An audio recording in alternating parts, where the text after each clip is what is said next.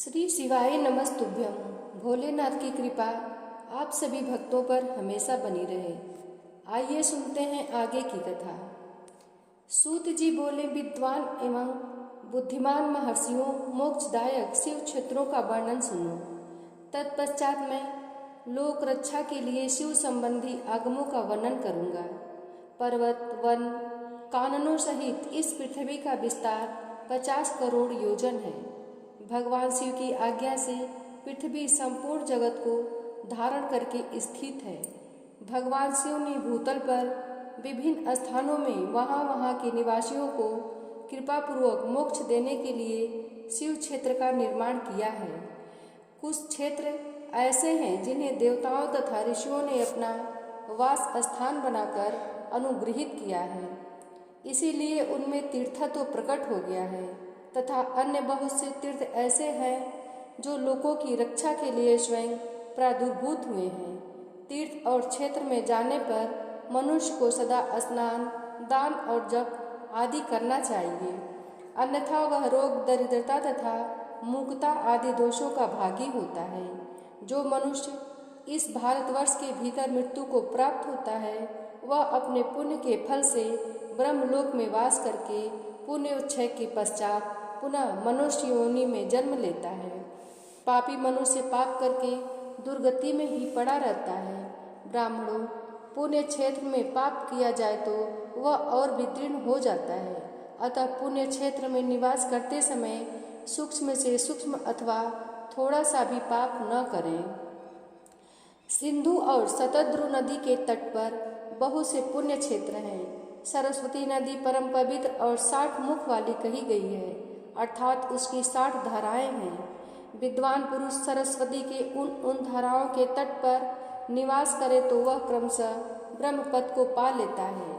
हिमालय पर्वत से निकली हुई पुण्य सलिला गंगा 100 मुख वाली नदी है। उसके तट पर काशी, प्रयाग आदि अनेक पुण्य क्षेत्र हैं। वहाँ मकर राशि के सूर्य होने पर गंगा की तटभूमि पहले से भी अधिक प्रशस्त एवं पुण्यदायक हो जाती है। सोनभद्र नदी की 10 धाराएं हैं। वह बृहस्पति के मकर राशि में आने पर अत्यंत पवित्र तथा अभीष्ट फल देने वाली हो जाती है। उस समय वहाँ स्नान और उपवास करने से विनायक फल की प्राप्ति होती है। पुण्य सलिला महानदी नर्मदा के 24 मुख स्रोत हैं। उसमें स्नान तथा उसके तट पर निवास करने से मनुष्य को वैष्णव पद की प्राप्ति होती है। तमसा के 12 तथा रेवा के 10 मुख हैं। परम पुण्यमयी गोदावरी के 21 मुख बताए गए हैं। वह ब्रह्म हत्या तथा गोवध के पाप का भी नाश करने वाली एवं रुद्रलोक देने वाली है। कृष्णवेरी नदी का जल बड़ा पवित्र है। वह नदी समस्त पापों का नाश करने वाली है। उसके 18 मुख बताए गए हैं। वह विष्णु लोक प्रदान करने वाली है। तुंगभद्रा के 10 मुख हैं। वह ब्रह्मलोक देने वाली है। पुण्य सलिला सुवर्ण मुखरी के 9 मुख कहे गए हैं। ब्रह्मलोक से लौटे हुए जीव उसी के तट पर जन्म लेते हैं। सरस्वती नदी, पंपा सरोवर, कन्याकुमारी, अंतरीप तथा शुभकारक श्वेत नदी, ये सभी पुण्य क्षेत्र हैं। इनके तट पर निवास करने से इंद्रलोक की प्राप्ति होती है। सह पर्वत से निकली हुई महानदी कावेरी परम पुण्यमयी है। उसके 27 मुख बताए गए हैं। वह संपूर्ण अभिष्ट वस्तुओं को देने वाली है। उसके तट स्वर्गलोक की प्राप्ति कराने वाले तथा ब्रह्मा और विष्णु का पद देने वाले हैं। कावेरी के जो तट शैव क्षेत्र के अंतर्गत हैं, वे अभिष्ट फल देने के साथ ही शिवलोक प्रदान करने वाले हैं। नैमिषारण्य तथा बद्रिकाश्रम में सूर्य और बृहस्पति के मेष राशि में आने पर यदि स्नान करे तो उस समय वहाँ किए हुए स्नान, पूजन आदि को ब्रह्मालोक की प्राप्ति कराने वाला जानना चाहिए। सिंह और कर्क राशि में सूर्य की संक्रांति होने पर सिंधु नदी में किया हुआ स्नान तथा केदार तीर्थ के जल का पान एवं स्नान ज्ञानदायक माना गया है। जब बृहस्पति सिंह राशि में स्थित हो उस समय सिंह की संक्रांति से युक्त भाद्रपद मास में यदि गोदावरी के जल में स्नान किया जाए तो वह शिवलोक की प्राप्ति कराने वाला है। ऐसा पूर्व काल में स्वयं भगवान शिव ने कहा था। जब सूर्य और बृहस्पति कन्या राशि में स्थित हो तब यमुना और सोनभद्र में स्नान करें। वह स्नान धर्मराज तथा गणेश जी के लोक में महान भोग प्रदान कराने वाला होता है। यह महर्षियों की मान्यता है। जब सूर्य और बृहस्पति तुला राशि में स्थित हों उस समय कावेरी नदी में स्नान करें। वह स्नान भगवान विष्णु के वचन की महिमा के संपूर्ण अभीष्ट वस्तुओं को देने वाला माना गया है। जब सूर्य और बृहस्पति वृश्चिक राशि पर आ जाए तब मार्गशीर्ष अगहन के महीने में नर्मदा में स्नान करने से श्री विष्णु लोक की प्राप्ति हो सकती है। सूर्य और बृहस्पति के धन राशि में स्थित होने पर सुवर्णमुखरी नदी में किया हुआ स्नान शिवलोक प्रदान कराने वाला होता है। जैसा कि ब्रह्मा जी का वचन है, जब सूर्य और बृहस्पति मकर राशि में स्थित हों उस समय माघ मास में गंगा जी के जल में स्नान करना चाहिए। ब्रह्मा जी का कथन है कि वह स्नान शिवलोक की प्राप्ति कराने वाला होता है। शिवलोक के पश्चात ब्रह्मा और विष्णु के स्थानों में सुख भोगने पर अंत में मनुष्य को ज्ञान की प्राप्ति होती है। माघ मास में तथा सूर्य की कुंभ राशि में स्थित होने पर फाल्गुन मास में गंगा जी के तट पर किया हुआ श्राद्ध, पिंडदान अथवा तिलोदक दान पिता और नाना दोनों कुलों के पितरों को अनेकों पीढ़ियों का उद्धार करने वाला माना गया है। सूर्य और बृहस्पति जब मीन राशि में स्थित हों तब कृष्णवेणी नदी में किए गए स्नान की ऋषियों ने प्रशंसा की है। उन महीनों में पूर्वोक्त तीर्थों में किया हुआ स्नान इंद्रपद की प्राप्ति कराने वाला होता है। विद्वान पुरुष गंगा अथवा कावेरी नदी का आश्रय लेकर तीर्थवास करे। ऐसा करने से तत्काल किए हुए पाप का निश्चय ही नाश हो जाता है। रुद्रलोक प्रदान करने वाले बहुत से क्षेत्र हैं।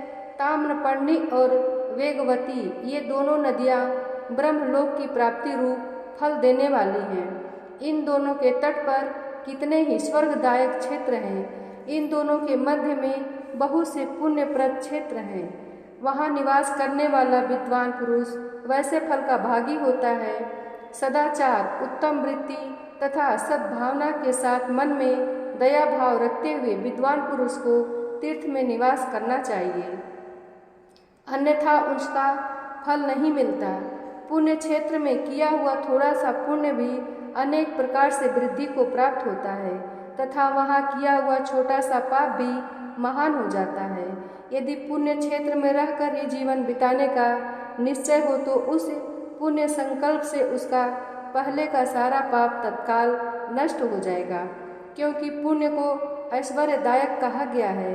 ब्राह्मणों, तीर्थवास जनित पुण्य कायिक, वाचिक और मानसिक सारे पापों का नाश कर देता है। तीर्थ में किया हुआ मानसिक पाप वज्रलेप हो जाता है, वह कई कल्पों तक पीछा नहीं छोड़ता। वैसा पाप केवल ध्यान से ही नष्ट होता है, अन्यथा नहीं। वाचिक पाप जप से तथा कायिक पाप शरीर को सुखाने जैसे कठोर तप से नष्ट होता है। अतः सुख चाहने वाले पुरुष को देवताओं की पूजा करते और ब्राह्मणों को दान देते हुए पाप से बचकर ही तीर्थ में निवास करना चाहिए। ऋषियों ने कहा, सूत जी, अब आप शीघ्र ही हमें वह सदाचार सुनाइए जिससे विद्वान पुरुष पुण्य लोकों पर विजय पाता है। स्वर्ग प्रदान करने वाले धर्ममय आचार तथा नरक का कष्ट कर देने वाले अधर्ममय आचारों का भी वर्णन कीजिए। सूत जी बोले, सदाचार का पालन करने वाला विद्वान ब्राह्मण ही वास्तव में ब्राह्मण नाम धारण करने का अधिकारी है। जो केवल वेदोक्त आचार का पालन करने वाला एवं वेद का अभ्यासी है, उस ब्राह्मण की विप्र संज्ञा होती है। सदाचार, वेदाचार तथा विद्या, इनमें से एक एक गुण से ही युक्त होने पर उसे द्विज कहते हैं। जिसमें स्व अल्प मात्रा में ही आचार का पालन देखा जाता है, जिसने वेदा अध्ययन भी बहुत कम किया है तथा जो राजा का सेवक है, उसे क्षत्रिय ब्राह्मण कहते हैं। जो ब्राह्मण किसी तथा वाणिज्य कर्म करने वाला है और कुछ कुछ ब्राह्मण उचित आचार का भी पालन करता है, वह वैश्य ब्राह्मण है। तथा जो स्वयं ही खेत जोतता है, उसे शूद्र ब्राह्मण कहा गया है। जो दूसरों के दोष देखने वाला और परद्रोही है उसे चांडाल द्विज कहते हैं। इसी तरह क्षत्रियों में भी जो पृथ्वी का पालन करता है वह राजा है। दूसरे लोग राजतत्वहीन क्षत्रिय माने गए हैं। वैश्यों में भी जो धान्य आदि वस्तुओं का क्रय विक्रय करता है वह वैश्य कहलाता है। दूसरों को वणिक कहते हैं। जो ब्राह्मणों, क्षत्रियों तथा वैश्यों की सेवा में लगा रहता है वही वास्तव में शूद्र कहलाता है। जो शूद्र हल जोतने का काम करता है उसे विरसल समझना चाहिए। सेवा, शिल्प और कर्षण से भिन्न वृत्ति का आश्रय लेने वाले शूद्र दस्यु कहलाते हैं। इन सभी वर्णों के मनुष्यों को चाहिए कि वे ब्रह्म मुहूर्त में उठकर पूर्वाभिमुख हो सबसे पहले देवताओं का, फिर धर्म का, अर्थ का, उसकी प्राप्ति के लिए उठाए जाने वाले क्लेशों का तथा आय और व्यय का भी चिंतन करें। रात के पिछले प्रहर को उषा काल जानना चाहिए। उस अंतिम प्रहर का जो आधा या मध्य भाग है उसे संधि कहते हैं। उस संधि काल में उठकर द्विज को मल मूत्र आदि का त्याग करना चाहिए। घर से दूर जाकर बाहर से अपने शरीर को ढके रखकर दिन में उत्तराभिमुख बैठकर मल मूत्र का त्याग करें। यदि उत्तराभिमुख बैठने में कोई दिक्कत हो तो दूसरी दिशा की ओर मुख करके बैठे। जल, अग्नि, ब्राह्मण आदि तथा देवताओं का सामना बचाकर बैठे। मल त्याग करके उठने पर फिर उसी मल को न देखे। तदंतर जलाशय से बाहर निकले हुए जल से ही गुदा की शुद्धि करे अथवा देवताओं, पितरों तथा ऋषियों के तीर्थों में उतरे बिना ही प्राप्त हुए जल से शुद्धि करनी चाहिए। गुदा में 5 या 3 बार मिट्टी लगाकर उसे धोकर शुद्ध करे। लिंग में ककोड़े के फल के बराबर मिट्टी लेकर लगाए और उसे धो दे। परंतु गुदा में लगाने के लिए 1 पसर मिट्टी की आवश्यकता होती है। लिंग और गुदा की शुद्धि के पश्चात उठकर अन्यत्र जाए और हाथ पैरों की शुद्धि करके 8 बार कुल्ला करे। जिस किसी वृक्ष के पत्ते से अथवा उसके पतले काष्ठ से जल के बाहर दत्वन करना चाहिए, उस समय तर्जनी अंगुलिका का उपयोग न करे। यह दंत शुद्धि का विधान बताया गया है। तदंतर जल संबंधी देवताओं को नमस्कार करके मंत्र पाठ करते हुए जलाशय में स्नान करें। यदि कंठ तक या कमर तक पानी में खड़े होने की शक्ति न हो तो घुटने तक जल में खड़ा हो अपने ऊपर जल छिड़ककर मंत्रो उच्चारण पूर्वक स्नान कार्य संपन्न करे। विद्वान पुरुष को चाहिए कि वहाँ तीर्थ जल से देवता आदि का स्नानांग तर्पण भी करे। इसके बाद धौत वस्त्र लेकर 5 कच्छ करके उसे धारण करे। साथ ही कोई उत्तरीय भी धारण कर ले, क्योंकि संध्या वंदन आदि सभी कार्यों में उसकी आवश्यकता होती है। नदी आदि तीर्थों में स्नान करने पर स्नान संबंधी उतारे हुए वस्त्रों को वहाँ न धोए। स्नान के पश्चात विद्वान पुरुष भीगे हुए उस वस्त्र को बावड़ी में, कुएं के पास अथवा घर आदि में ले जाए और वहाँ पत्थर पर, लकड़ी आदि पर जल में या स्थल में अच्छी तरह धोकर उस वस्त्र को निचोड़े। द्विजों, वस्त्र को निचोड़ने से जो जल गिरता है वह एक श्रेणी के पितरों की तृप्ति के लिए होता है। इसके बाद जाबाली उपनिषद में लिखा गया इसके बाद जाबाली उपनिषद में बताए गए अग्निरीति मंत्र से भस्म लेकर उसके द्वारा त्रिपुंड लगाए। इस विधि का पालन न किया जाए, इसके पूर्व ही यदि जल में भस्म गिर जाए तो गिराने वाला नरक में जाता है। आपो ही अष्टा इत्यादि मंत्र से पाप शांति के लिए सिर पर जल छिड़के तथा यश छयाय इस मंत्र को पढ़कर पैर पर जल छिड़के। इसे संधि प्रोक्षण कहते हैं। आपो ही खष्टा इत्यादि मंत्र में 3 ऋचाएँ हैं और प्रत्येक ऋचा में गायत्री छंद के 3-3 चरण हैं। इनसे प्रथम ऋचा के 3 चरणों का पाठ करते हुए क्रमशः पैर, मस्तक और हृदय में जल छिड़के। दूसरी ऋचा के 3 चरणों को पढ़कर क्रमशः मस्तक, हृदय और पैर में जल छिड़के तथा तीसरी ऋचा के 3 चरणों का पाठ करते हुए क्रमशः हृदय, पैर और मस्तक का जल से प्रोक्षण करें। इसे विद्वान पुरुष मंत्र स्नान मानते हैं। किसी अपवित्र वस्तु से किंचित स्पर्श हो जाने पर, अपना स्वास्थ्य ठीक न रहने पर राजा और राष्ट्र पर भय उपस्थित होने पर तथा यात्रा काल में जल की उपलब्धि न होने की व्यवस्था आ जाने पर मंत्र स्नान करना चाहिए। प्रातःकाल सूर्यश्च मनुश्च इत्यादि सूर्यानुवाक से तथा सायंकाल अग्निश्च मनुश्च इत्यादि अग्नि संबंधी अनुवाक से जल का आचमन करके पुनः जल से अपने अंगों का प्रोक्षण करें। मध्याह्न काल में भी आप पुनंतु इस मंत्र से आचमन करके पूर्ववत प्रोक्षण या मार्जन करना चाहिए। प्रातःकाल की सांध्यो उपासना में गायत्री मंत्र का जप करके 3 बार ऊपर की ओर सूर्य देव को अर्घ्य देने चाहिए। ब्राह्मणों मध्याह्न काल में गायत्री मंत्र के उच्चारण पूर्वक सूर्य को एक ही अर्घ्य देना चाहिए। फिर सायंकाल आने पर पश्चिम की ओर मुख करके बैठ जाए और पृथ्वी पर ही सूर्य के लिए अर्घ्य दे। प्रातःकाल और मध्याह्न के समय अंजलि में अर्घ्य जल लेकर अंगुलियों की ओर से सूर्य देव के लिए अर्घ्य दे। फिर अंगुलियों के छिद्र से ढलते हुए सूर्य को देखे तथा उनके लिए स्वतः प्रदक्षिणा करके शुद्ध आचमन करे।